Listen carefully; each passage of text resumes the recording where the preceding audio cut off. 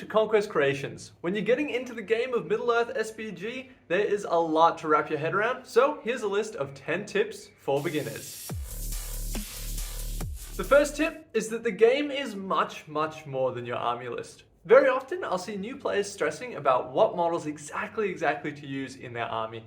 But ultimately, Middle-earth is a game of skill. So, no matter what army list you play, you're gonna be able to make it work. So it's not something that I recommend worrying much about.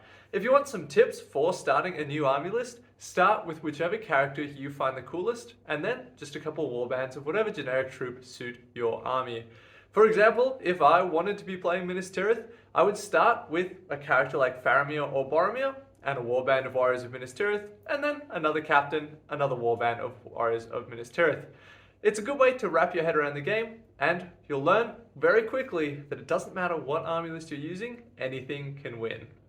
Tip number 2 is play the scenario. Now this one seems pretty straightforward, but it's something that I know experienced players still struggle with as well. There are 18 different scenarios that you can play in Middle-earth, and ultimately, even if your army is getting smashed, it's still possible to win the game. Remember that if your objective is to kill your enemy, well, kill your enemy. But if your objective is to take and hold the objectives, you want to make sure that you're holding those objectives before you kill your enemy, otherwise the game could end while they're ahead. Capturing control is a great example of a scenario where people can forget about the objectives. In this scenario, there's 5 objectives, and at the end of a turn, you can tag one and claim it as yours, and it stays that way until your opponent gets it. There's been games where I've finished with a single model left alive, but have won the game because I tagged all the objectives, and then the game ended, even though my army was completely gone, except for that one model, before my opponent could get to the objectives. Tip number 3 is to use might carefully. Might is one of the most interesting parts of Middle-earth, and I think it's what sets the game apart from all other games, and one of the big reasons why it's my favorite game of all time. Almost all heroes have some might points, and you can use those might points to alter the result of a dice roll. For example, if Boromir here rolled a 5 to wound an orc, well, I could bump that up to a 6 with the cost of 1 point of might. It's a very straightforward way of using it.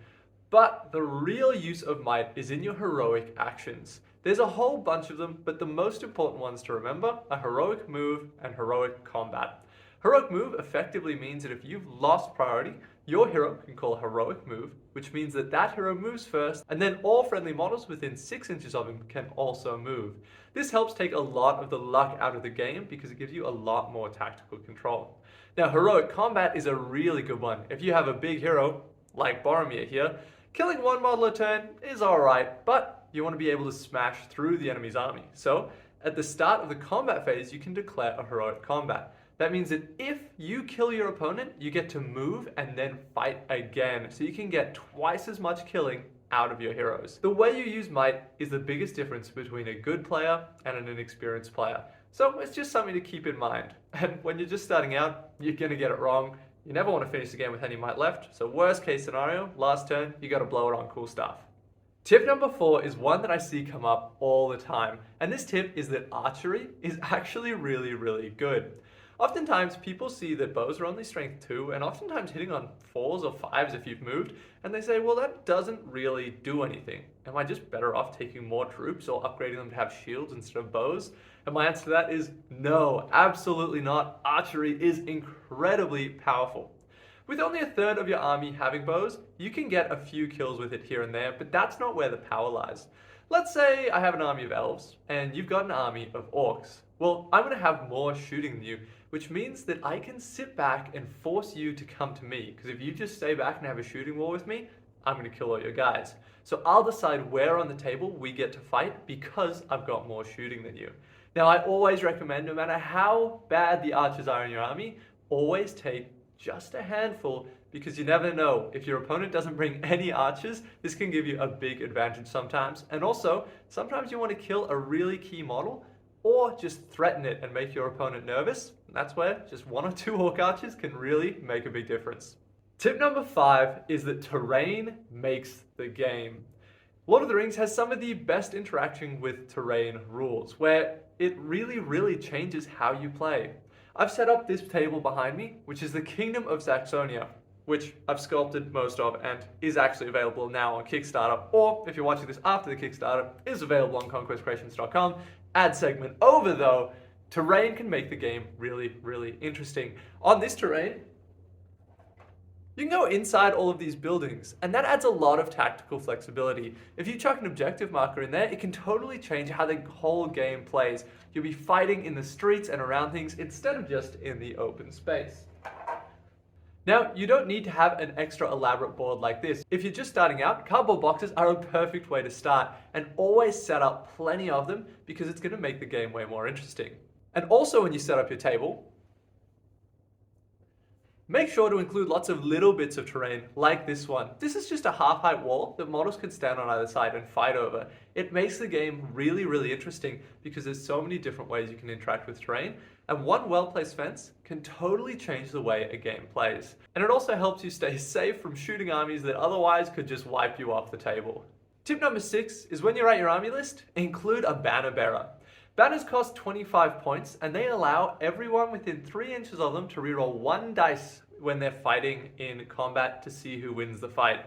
Now, I know when I first started out, I didn't think this was that good, so I didn't bring them. But the more and more I played, the more and more I realized that they are absolutely essential.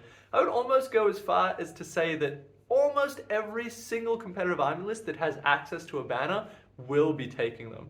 Not only are they very, very powerful in game, in some scenarios they actually give you more victory points, and they're always one of the coolest looking models that give you a great chance to practice your freehand or to really add some character to your army. So definitely always include one. When you can, not all armies have them. Tip number 7 is to remember that there's special strikes that depend on your war gear, and that includes shielding. As you can see here, some of the members of Thorin's company all have a bunch of different weapons. Now Thorin there is holding a sword, which gives him the ability to feint or stab, which means if he has a higher fight value than his opponent, he can lower his fight value by d3 to gain the ability to reroll 1s to wound. Gloin has 2 axes. Those axes can piercing strike, which means that you lower your defense by d3 in the combat phase, but gain +1 strength. It doesn't stop there, there's a whole bunch of other ones like maces, clubs, whips, flails. I'm sure there's more than that as well. But another really important one is the shield. Now, normally when 2 models are fighting one-on-one, if they both have 1 attack, they will each roll 1 dice, and whoever rolls the higher will win that fight. If you have a higher fight value than your opponent, you'll also win on a draw. And then, once you've won it, you can strike a blow at them. But with shields, what you say is instead of rolling 1 dice, because I've got 1 attack, I'm going to double my attacks. But if I win the fight, I'm not going to strike any blows, I'm just going to push you back. Now, I remember when I first started out, I thought, well, that's a bit boring. I want to be killing my opponents, because that's what I'm here for, right? But sometimes it's much more important that you just stay alive. For example, if you've just got a couple elf warriors fighting against a horde of orcs, but you've also got a big elf lord on the other side of the table ripping through them, then you might just want your elf warriors to stay alive and hold the line while your heroes do all the killing. Also, some scenarios end when one army gets to 25%. And as I was saying before with the play the scenario tip, if you're behind on victory points, you can shield to actually prolong the game and not kill your opponents so that you have more chances to take objectives. It's a really, really powerful strategy, and I definitely recommend giving it a go in your next game. Tip number 9 is be ready to break. In Middle-earth, when 50% of your army has been killed, you're considered broken. At this point, a number of things happen. Usually, your opponent will get some points. But the important part that happens is that whenever any of your models move, they have to pass a courage test. If they fail that courage test, they flee in the table, which can be really, really bad, especially if you've got an army of courage 2 goblins just like this. But the good thing is that if you have a hero, and that hero passes that courage test, then all the models within 6 inches of them also pass their courage test. So it's pretty easy to keep your whole army around. But it's really important, if you want to keep your whole army from running away, that you keep some of your resources in reserve for that. For example, if the Easterling player got priority here and he managed to charge Grinner and the Goblin King, the 2 heroes who are giving Standfast, then all of the Goblin Warriors might run away. So it's really important that the Goblin player here has saved a might point on the Goblin King to call a heroic move so he can move first, and then his Standfast can keep all of his goblins around him safe from running away and push them into the fight. There's a lot of other ways to get around this courage issue, and that could be a Shaman if you're playing evil, it could be a Warhorn to up your courage by 1, or it could be simply having a high courage, like a courage 5 elf army. Not many models are going to run away there, but it's always good to keep in mind the army might break and you'll want to keep some resources to keep them all together. Now tip number 9 is a very famous one, and that is that traps win games. To trap a model, when you win a fight against it, it can't be able to back away. So this happens when you've surrounded an enemy model. And when you've surrounded them, if they can't back away, they count as trapped. If you win that fight, when you strike blows, you double them. So if you've got 3 orcs who's trapped Glorfindel and they manage to win the fight, well then instead of making 3 strikes, they're going to make 6 strikes and can do a lot more damage. Traps are something that new players often forget about, but you really need to prioritize trapping your opponents wherever possible because it increases your damage output by so much. Also, experienced players will also get a lot more traps in their games because in battle lines, they'll see little holes and little pockets that they can fill with their models to trap their enemies. And the final tip, tip number 10 for new players, is go to tournaments.